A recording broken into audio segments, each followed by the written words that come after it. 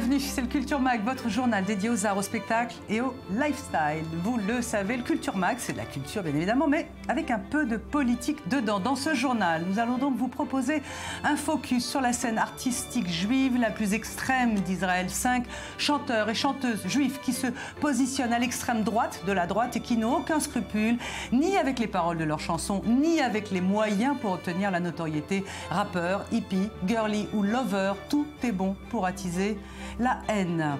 Dans ce journal également, une autre facette artistique de cette scène culturelle objectivement dingue d'Israël, focus sur Johan Safadi. Il s'agit cette fois d'un Israélien arabe musulman qui, dans une vidéo virale, se moque des Juifs qui veulent chanter comme les Arabes. Être un Arabe, c'est le titre de sa chanson. L'artiste dénonce les disparités ethniques de son pays et il est bien évident que cette vidéo suscite déjà des réactions sur YouTube. Et puis, pour changer d'air, nous parlerons mode et accessoires. Focus sur une marque de sac tout simple, mais qui cartonne littéralement tout autour de la planète. La marque de sac s'appelle Mansour Gabriel. On vous expliquera à quoi elle sert. Et la célèbre boutique Colette à Paris en a même édité une version collector. Voilà pour le sommaire. Merci d'être avec nous. Les extrémistes sont-ils des gens comme les autres? Ont-ils une vie culturelle comme les autres? Manifestement, oui. Nous avons cherché et trouvé sur la scène artistique israélienne des chanteurs et des chanteuses juifs qui prônent la haine, le racisme, l'exclusion. Qui sont-ils? Que disent-ils? Comment réagissent les autorités du pays à leur égard? Que dit la loi et le public? Portrait de radicaux chantants. Daniel Campos avec David Gombin. Voici la crème de la scène fanatique israélienne, à l'opposé des musiciens israéliens se positionnant à la gauche de l'échiquier politique et qui se servent de la musique comme d'un pont entre les peuples. Ces musiciens ne s'embarrassent pas. À leur sens, point d'espoir, point de solution, point de paix possible et surtout, si rien ne marche, le coupable, c'est toujours l'autre. Portrait nuancé de quelques-unes des stars de la fanatique musique à l'israélienne. Dans la catégorie rockstar devenu religieux, j'ai nommé Ariel Zilber, un musicien connu pour son éclectisme, sa créativité et surtout sa contribution à la musique israélienne dans les années 70 et 80.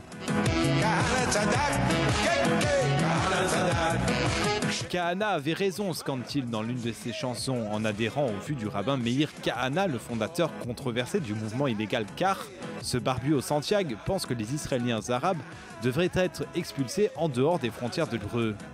L'ex-rocker Zilber a aussi milité pour la libération d'Igal Amir, l'assassin d'Yitzhak Rabin. Dans sa bio, on vous épargnera ses propos homophobes. Réaction parmi d'autres, en 2014, la chanteuse mondialement connue Noah a refusé de recevoir un prix pour l'ensemble de sa carrière, au motif que Zilber devait aussi recevoir un prix similaire sur la même scène. Elle obtient un gain de cause et Zilber reçoit un prix mineur.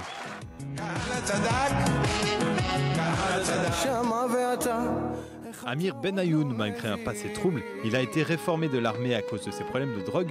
Ce musicien mainstream a toujours été extrêmement populaire pour ses chansons. Au départ apolitique, récemment il a tourné au vinaigre. Ses chansons les plus controversées sont appréciées dans les milieux d'extrême droite. Je suis ton frère accuse carrément les gauchistes de sacrifier la vie de frères juifs. Plus récemment, son titre Ahmed et Israël défraye la chronique. Une ode à Ahmed, un Israélien arabe qui profite des avantages sociaux de l'État d'Israël et qui au final perpètre un attentat contre des juifs. Des paroles qui ont conduit le président Reuven Rivlin à annuler son showcase à la résidence présidentielle en novembre 2014.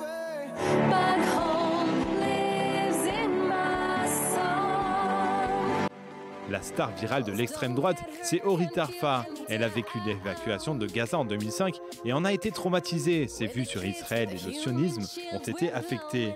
Elle écrit un roman, Le Colon, et reprend en musique le fameux tube de Miley Cyrus, Wrecking Ball. Dans le contexte des colonies, elle fait le buzz. Et Home, sa ballade très nostalgique, évoque ses souvenirs du Gush Katif.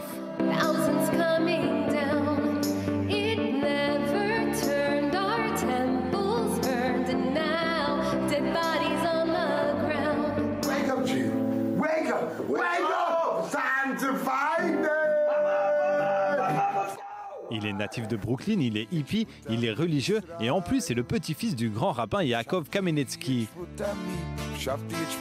Dov Shurin de son état est réputé pour ses idées, disons-le, de droite et pour ses chansons qui sont bien en accord avec son idéologie.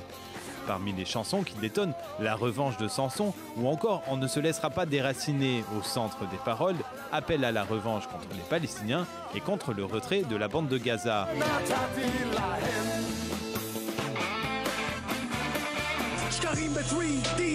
Enfin, dans la catégorie hip-hop, j'ai noté le rappeur Yoav Eliassi, plus connu sous son nom de scène Hatzel, l'ombre. Il a fait avec ses fans les grands titres lorsqu'il est allé casser du pacifiste lors de manifestations pendant l'opération Bordure Protectrice de l'été 2014.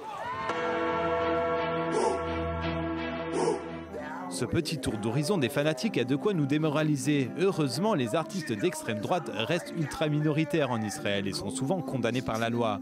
Voilà pourquoi chacun de leurs propos fait scandale. Mira Awad, Noah, David Broza, Rona Kenan, Yair Dalal. La liste des artistes qui chantent la coexistence reste longue.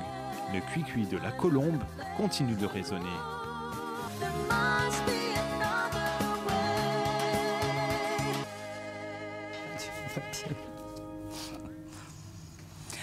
Dans le même registre, en Israël, toujours focus cette fois sur Johan Safadi. C'est un jeune artiste, il est né à Nazareth, c'est un Israélien arabe musulman.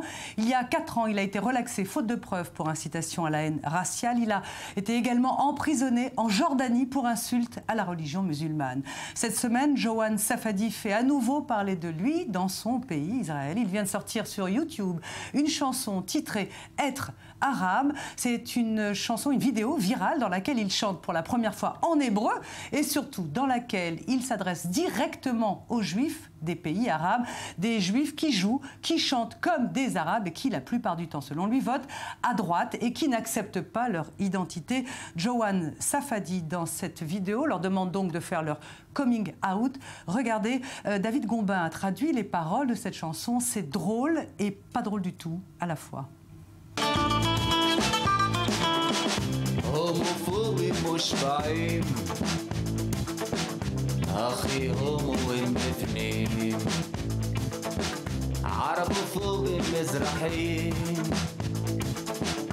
بعزمام عربي شبشوت مفحدين ومعدفين من الشائر بقرون كي هم يدعين هم أخي طب يدعين شلهيوت عربي زيدو كزي شنكعود كشلهيوت عربي كشلهيوت تشالودي كشلهيوت عربي كمان بشر لهيوت شحود تحت شلطون شل عشيرين لبناني بمدينة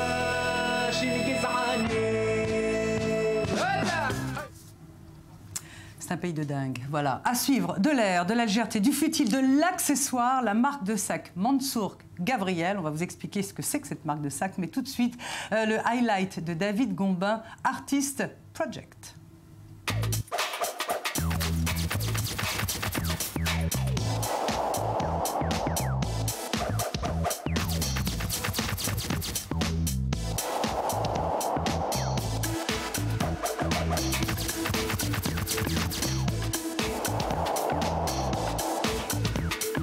Le Metropolitan Museum of Art de New York, une institution de l'art mondial. Depuis 1872, les visiteurs new-yorkais peuvent y admirer sur la Fifth Avenue des joyaux de la Renaissance aux côtés du meilleur de l'art américain.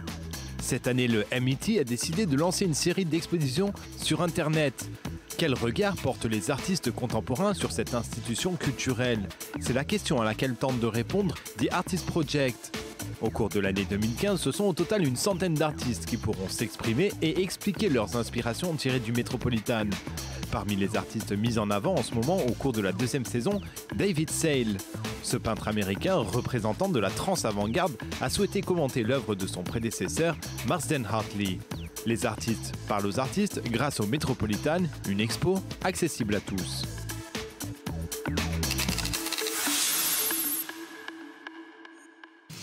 De la mode maintenant, et pas n'importe laquelle. On va parler de sacs à l'apparence simple, mais qui s'arrachent dans tous les pays et que peut-être vous ne connaissez pas. Il s'agit de la marque de sacs Mansour Gavriel. C'est très élitiste, c'est très pointu, c'est créé par 2 jeunes femmes. On va vous expliquer tout ça.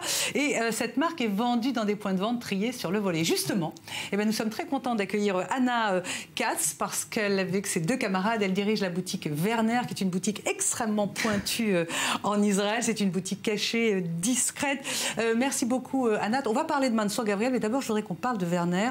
C'est pas un pari risqué en Israël d'ouvrir une boutique aussi élitiste avec des marques comme Opening Ceremony, Martin Margiela. Généralement, les Israéliennes aiment bien les marques avec des noms connus et des logos connus un peu italiens, non? Il y a un marché pour ce genre de produit ici.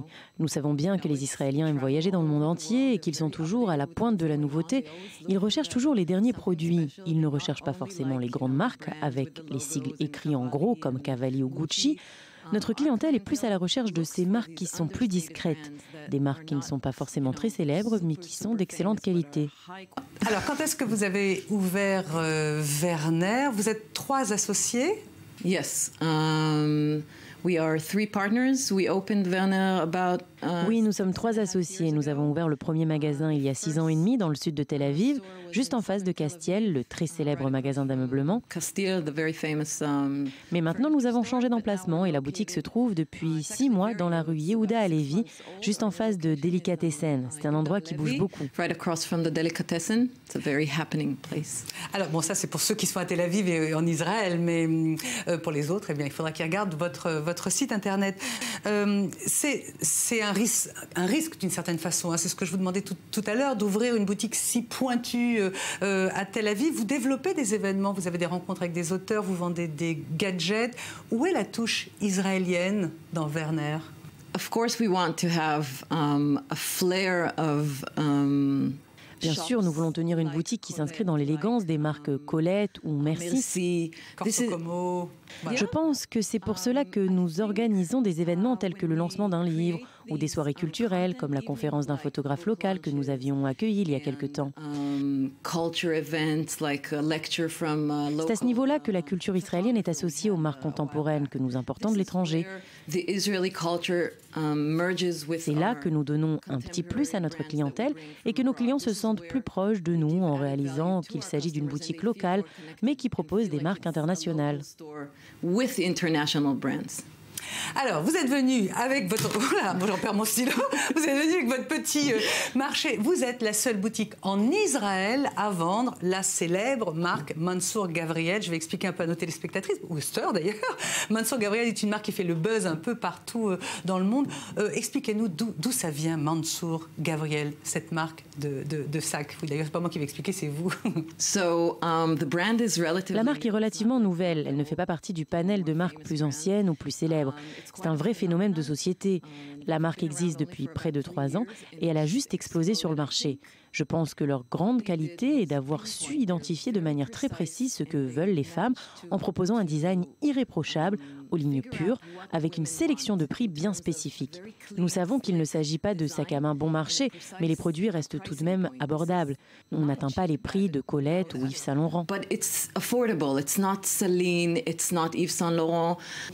Les listes d'attente pour cette marque Mansour Gavriel sont longuissimes, notamment au Moyen-Orient, Abu Dhabi, les Émirats, au Liban. Les femmes, manifestement, sont folles. En France, la boutique Colette a fait une série spéciale avec elle, ce fameux sac Colette. Qu'est-ce qu'ils ont?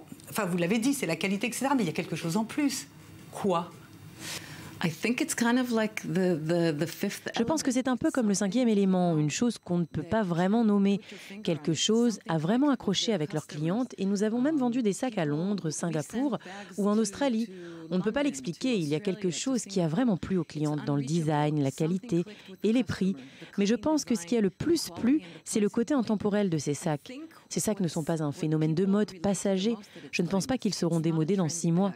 Ils plaisent et continueront à plaire de manière définitive. Ils deviendront iconiques et le resteront. Les gens disent, vous savez, il ne s'agit que d'une mode passagère qui va passer, mais ce n'est pas le cas. Je pense que la magie de la marque Mansour Gavriel réside vraiment dans le côté classique et intemporel de leur sac. The magic with Mansour Gavriel is that it's a timeless classic bag. Alors vous avez cette fameuse boutique israélienne et je disais que les listes d'attente dans les pays arabes sont longues. Pourquoi il y a un engouement comme ça au Moyen-Orient? I think, like everywhere else. Je pense que comme partout, les gens aiment ces sacs, comme dans le reste du monde, au Moyen-Orient, aux États-Unis et à Paris. In the US or Paris. Bon voilà, on a fait une petite leçon de mode cet été. D'abord un focus sur la boutique Werner et un focus sur Mansour Gavriel. Merci beaucoup Anna Katz. Merci. Thank you. Voilà, c'est une interview qui a été réalisée avant ce journal. C'est la fin de ce Culture Mag. Merci beaucoup d'avoir été avec nous et d'avoir suivi ce focus sur ces extrémistes chanteurs. On va se retrouver demain à la même heure pour un nouveau journal tout beau, tout neuf. Juste après, c'est l'info qui continue sur i24 News. Et puis, bien sûr, vous pouvez regarder le replay sur Internet et revoir l'ensemble de cette émission comme les autres. Merci, à demain.